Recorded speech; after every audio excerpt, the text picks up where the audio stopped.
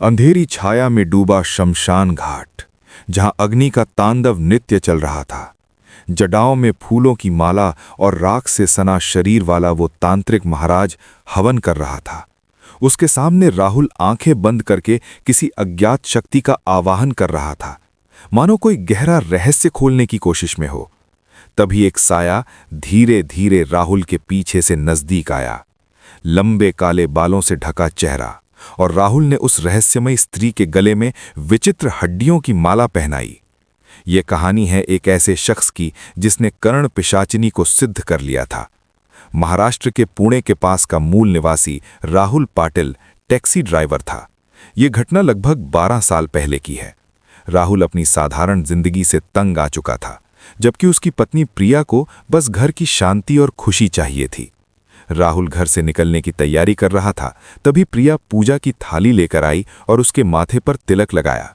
राहुल ने झुंझलाकर कहा, क्या फायदा इन पूजा पाठ का, सब बेकार है। तभी उनका 8 साल का बेटा आरव दौड़ता हुआ आया। पापा, स्कूल की फीस बाकी है और स्कूल ट्रिप भी जा रही है। टीचर ने 1500 रुपये जमा करने को कहा है। राहुल ने प्रिया की तरफ देखा। सुना, एक मामूली ड्राइवर की कमाई से ये सब कैसे होगा, कहकर वो गुस्से में बाहर निकल गया। रात हो चुकी थी। राहुल टैक्सी लेकर घर लौट रहा था। सोच रहा था कि कोई अच्छा किराया मिल जाए तो आरव की फीस के लिए कुछ जोड़ लेगा।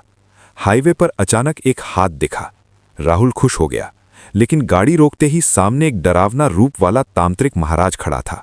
महाराज ने कहा, बेटा, मुझे 3 किलोमीटर आगे जाना है, बहुत थक गया हूं, क्या छोड़ दोगे? राहुल ने पूछा, पैसे हैं?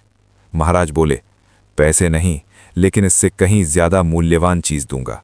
राहुल ने हंसते हुए कहा, आजकल पैसा ही सब कुछ है, लेकिन ठीक है, बैठ जाइए। रास्ते में महाराज ने पूछा, बहुत परेशान लग रहे हो, बताओ क्या तकलीफ है? राहुल ने कहा, थक गया हूं इस गरीबी से, रोज भाग दौड़, कोई मजा नहीं। महाराज मुस्कुराए, तूने मेरी मदद की, अब मैं तेरी करूंगा, जो चाहेगा वो मिलेगा, हिम्मत है? राहुल बोला, हिम्मत तो है, लेकिन आप क्या कर सकते हैं? महाराज ने कहा, मुझे पागल मत समझो, कर्ण पिशाचिनी की सिद्धि दूंगा, वो तेरे कान में सब राज बताएगी, बीते हुए होने वाले सब लोगों के राज जानकर तू अमीर बन जाएगा। अमावस्या की रात 12 बजे आ जाना। लालच में राहुल ठीक समय पर शमशान पहुंचा। महाराज ने साधना शुरू की। राहुल को देखकर बोले, आ गया बेटा, अब जैसा कहूं वैसा करना। आज कर्ण पिशाचिनी आएगी, तेरी हो जाएगी, वो तुझे सब बता देगी और तू करोड़पति बनेगा। राहुल ने कपड़े उतारे, मंत्र जपने लगा। तभी पीछे से कर्ण पिशाचिनी प्रकट हुई। राहुल उसके गले में माला डालने वाला था, तभी वो बोली, रुको, पहले 3 वचन दो। पहला, मेरे बारे में किसी को कुछ नहीं बताओगे। दूसरा, पत्नी की तरह सिर्फ मुझे संतुष्ट करोगे जब भी मैं चाहूं। तीसरा, मुझे कभी अनसुना नहीं करोगे, छोड़कर नहीं जाओगे। राहुल ने वचन दिए। उसने उसे हड्डियों की माला पहनाई और उसने राहुल को वैसी ही माला पहनाई। अब मैं तेरी हूं, मरते दम तक। अगले दिन राहुल टैक्सी रोककर खड़ा था। कर्ण पिशाचिनी साथ थी। एक लग्जरी कार रुकी। ड्राइवर ने रास्ता पूछा। कर्ण पिशाचिनी ने कान में कहा तो राहुल बोला, कार में बड़ा बिजनेसमैन है ना, उनसे कहिए कल मीटिंग में उन्हें बड़ा प्रोजेक्ट मिलने वाला है। पीछे से बिजनेसमैन ने कांच नीचे किया। तुम्हें कैसे पता? राहुल ने कहा, अगर सच हुआ तो इस नंबर पर कॉल करना। अगले दिन पुलिस आई। राहुल डर गया, लेकिन बिजनेसमैन खुद आया। एक बैग थमाया, 2 लाख कैश। बोला, आपकी कृपा से आज बड़ा डील मिला, अब जो कहोगे करूंगा। प्रिया हैरान देख रही थी, लेकिन राहुल की नजरें सिर्फ कर्ण पिशाचिनी पर थीं, जो मुस्कुरा रही थी। राहुल ने प्रिया से कहा, देखा, गरीबी खत्म। प्रिया बोली, लेकिन तुमने किया क्या? राहुल हंसा, गिनती छोड़, आम खा। अब वो रोज ऐसी ही घटनाएं करता। एक बार बंगले के बाहर चिल्लाया, मत जाओ, अगर गए तो मौत निश्चित। परिवार ने प्लान कैंसिल किया। अगले दिन न्यूज आई, उसी रूट पर बस एक्सीडेंट, कई मौतें। परिवार राहुल के पास आया, शुक्रिया अदा किया। धीरे धीरे राहुल बदल गया।